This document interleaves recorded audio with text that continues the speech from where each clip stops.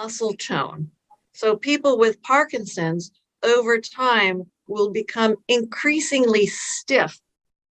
So early on, it might be very easy to move the wrists and the elbows and the head, but as the disease progresses and an advanced disease, people with Parkinson's might be very stiff.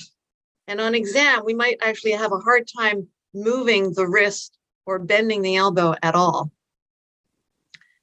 We also check a series of rapid, repetitive movements involving both the hands and the feet. So this involves finger tapping, opening and closing the fist, turning the hand back and forth, doing big foot stomps, and also toe tapping. In early Parkinson's, most people can do this nice and easily. They open full with each movement, and they go nice and fast and regular. With disease progression, what we see is that the movements get smaller over time, and they might be irregular. They're broken up a bit. And for some people in more advanced disease, they might not even be able to do the movement at all. So instead of doing a nice fast turning, they might get stuck and not even be able to turn the wrist. So we're giving scores for all of these different movements, both sides of the body.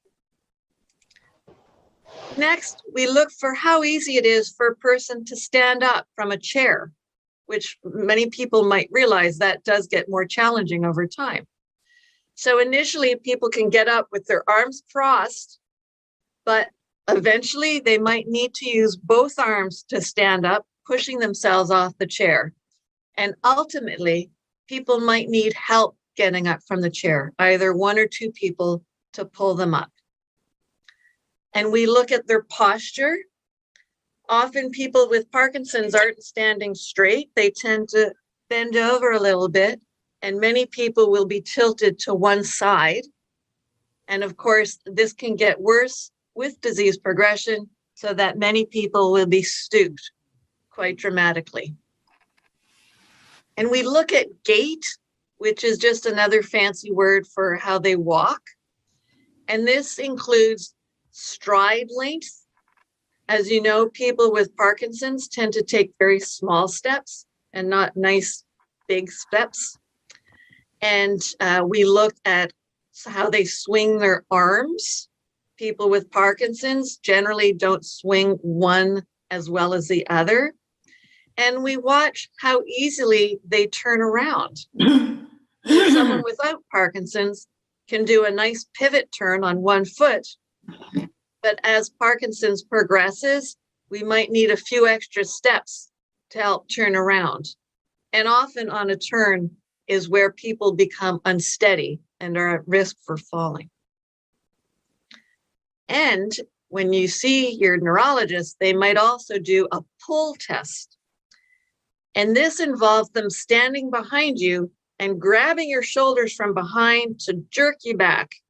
And this is to try to throw you off balance. The goal here is to see how easy it is for you to recover. Some people might just falter a little bit, put a step back, but they'll catch themselves. With more advanced disease, people will fall straight back into the examiner's arms. Note, if you have a particularly small neurologist, they might opt out of this because it can be risky. I personally don't do it because I tend to be shorter than most of my patients, and I don't want them to fall.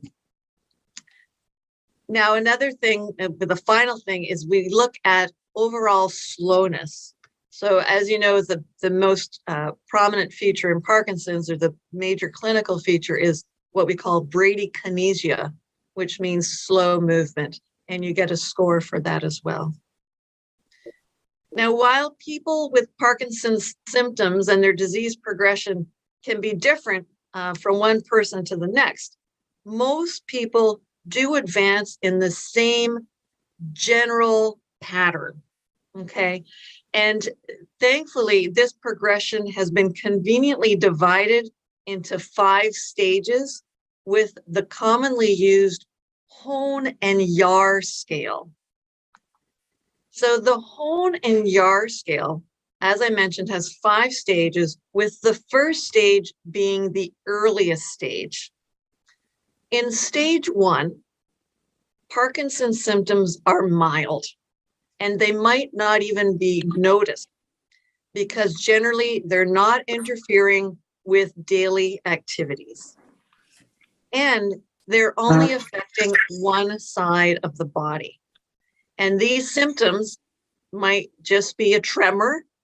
Initially, this might only be noticed intermittently when the person is cold or nervous, for example. Some people might not have a tremor. Some people might just feel stiff or less coordinated on the affected side. And I should mention that Parkinson's is always going to start on one side where it'll always be worse. If it strikes your dominant side, then generally you're going to feel the Parkinson's sooner than if it starts with your non-dominant side. So for example, if you're right-handed and your Parkinson's tremor starts on your right side, you're going to show up to the doctor's office sooner than if